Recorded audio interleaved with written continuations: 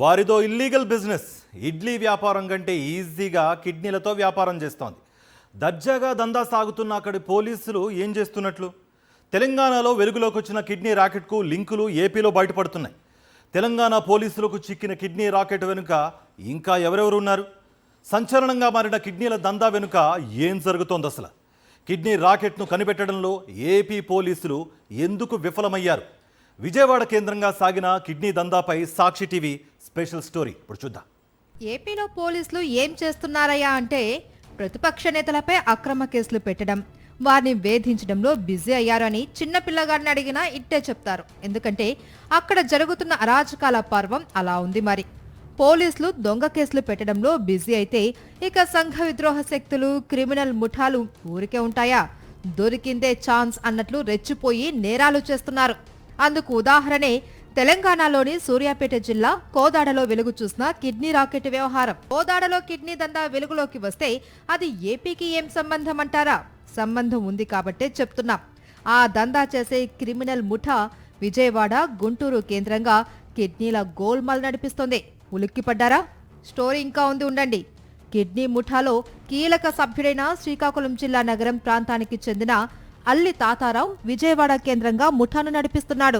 ఆ ముఠాలో విజయవాడ భవానీపురానికి చెందిన కొండెం రమాదేవి, పంజా సెంటర్ కు చెందిన బొందులి పృథ్వీరాజ్, గుంటూరు జిల్లా దుగ్గిరాలకు చెందిన కొడాలి బాబురావు, అదే ప్రాంతానికి చెందిన కందుకూరి విష్ణువర్ధన్, విజయవాడ సనత్ నగర్ కు చెందిన మహమ్మద్ సర్దార్ తో పాటు మరో నలుగురు కలిసి ఓ ముఠాగా ఏర్పడ్డారు. వీరంతా కిడ్నీ రోగులను గుర్తించి అదే సమయంలో పేదరికంలో మగ్గుతున్న వారికి కిడ్నీ అమ్ముకుంటే భారీగా డబ్బులు ఇస్తామని ఆశ చూపించి గత కొంతకాలంగా ఈ దందా సాగిస్తున్నారు. ఈ క్రమంలోనే కోదాడలోని శ్రీరంగపురం గ్రామానికి చెందిన నరేష్ కొంతకాలంగా కిడ్నీ వ్యాధితో బాధపడుతున్నాడు. విజయవాడలోని ఏషియన్ కిడ్నీ ఆసుపత్రికి చికిత్స కోసం గత ఏడాది డిసెంబర్ నెలలో వెళ్లాడు. అక్కడే మాటు వేసి ఉన్న ముఠా సభ్యులు నరేష్తో పరిచయం పెంచుకున్నారు.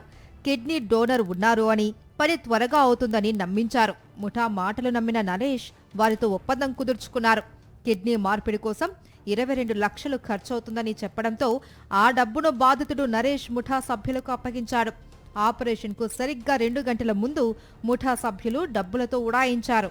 దీంతో అప్పటికప్పుడు మరో 15 లక్షలు అరేంజ్ చేసుకుని కిడ్నీ మార్పిడి చేయించుకున్నాడు నరేష్. బయటకు తాతారావు పరిచయం అయ్యారు. తాతారావు మీకు ఆంధ్ర తెలంగాణ కాబట్టి పేపర్ వర్క్ ఏదైనా సరే, ఆధార్ కార్డులు మార్పియడం, పేపర్ వర్క్ ఏదైనా మేము చూసుకుంటామని చెప్పి మా దగ్గర 22 లక్షలకి అతను మాట్లాడుకున్నాడు. మొత్తం హాస్పిటల్ కట్టడం కనుక 22 లక్షలని మాట్లాడుకోగా అతనికి 22 లక్షలు ఒప్పి చెప్పిన మేము 22 లక్షలు ఆపరేషన్ రోజు కడతా అని చెప్పాడు. హాస్పిటల్లో ఆపరేషన్ డబ్బులు డాక్టర్ గారు కట్టకపోగా డాక్టర్ గారు ఆపరేషన్ సర్జరీ ఆఫ్ చేశారు. మేము మళ్ళీ ఊర్లోకి వచ్చి డబ్బులు మొత్తం మళ్ళీ అప్పులు తీసుకుపోయి డాక్టర్ గారికి కట్టి ఆపరేషన్ చేయించుకున్నాం. అప్పటి నుండి తాతారావు మాకు ఎటువంటి రూపాయి కూడా మాకు ఒప్పజెప్పలేదు. పైగా అడగకపోగా మమ్మల్ని బెదిరిస్తున్నారు. ఎటువంటి పరిస్థితుల్లో కూడా మాకు ఇప్పించగలరని ప్రార్థిస్తున్నాం. అయితే తన వద్ద డబ్బులు తీసుకుని మోసం చేసిన ముఠా వ్యవహారంపై బాధితుడు పోలీసులకు ఫిర్యాదు చెయ్యలేదు.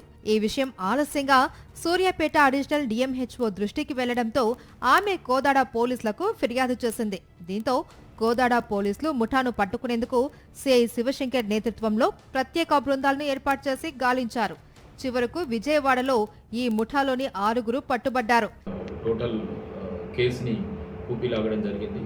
దానిలో భాగంగా ఈరోజు ఈ కడుపూరి తాతారావు, ఈయన కనుమూరు విజయవాడ దగ్గర, ఒరిజినల్ ఏమో అతని శ్రీకాకుళం జిల్లా అలీనగరం.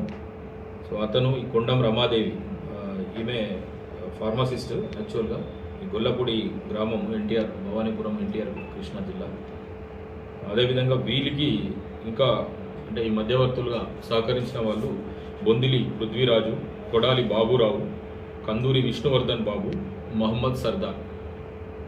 వీళ్ళందరి సహకారంతో ఈ తప్పుడు ధ్రువపత్రాలను తయారు చేసి హాస్పిటల్లో సబ్మిట్ చేసి ఈ తప్పుడు విధానాలను అవలంబించి కిడ్నీని మార్పిడి చేయడం జరిగింది.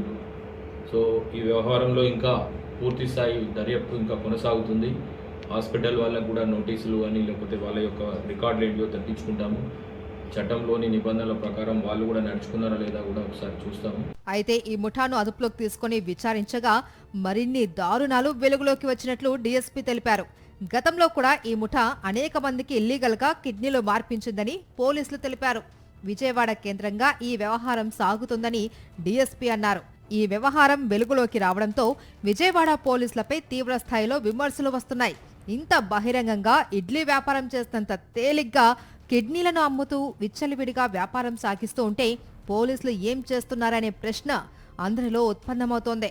మరోవైపు ఏపీ పోలీసులు అధికార పార్టీ చేసే రాజకీయ కక్ష సాధింపులో భాగంగా ప్రశ్నించే గొంతులను అణిచివేసే విషయంలో తలమునకలై ఉన్నారని, ఇక క్రిమినల్ యాక్టివిటీస్ పై దృష్టి పెట్టే తీరిక వారికి ఎక్కడ ఉందనే విమర్శలు సైతం వినిపిస్తున్నాయి. మొత్తానికి కోదాడలో బయటపడిన కిడ్నీ రాకెట్ పై ఇకనైనా విజయవాడ పోలీసులు దృష్టి పెట్టి ఈ గ్యాంగ్లో ఇంకా ఎంతమంది ఉన్నారు, ఇప్పటి వరకు ఎవరెవరి కిడ్నీలు అమ్మారు, ఎన్ని కిడ్నీలు అమ్మారు అనే విషయంపై విచారణ చేస్తారా లేదా అనేది చూడాలి.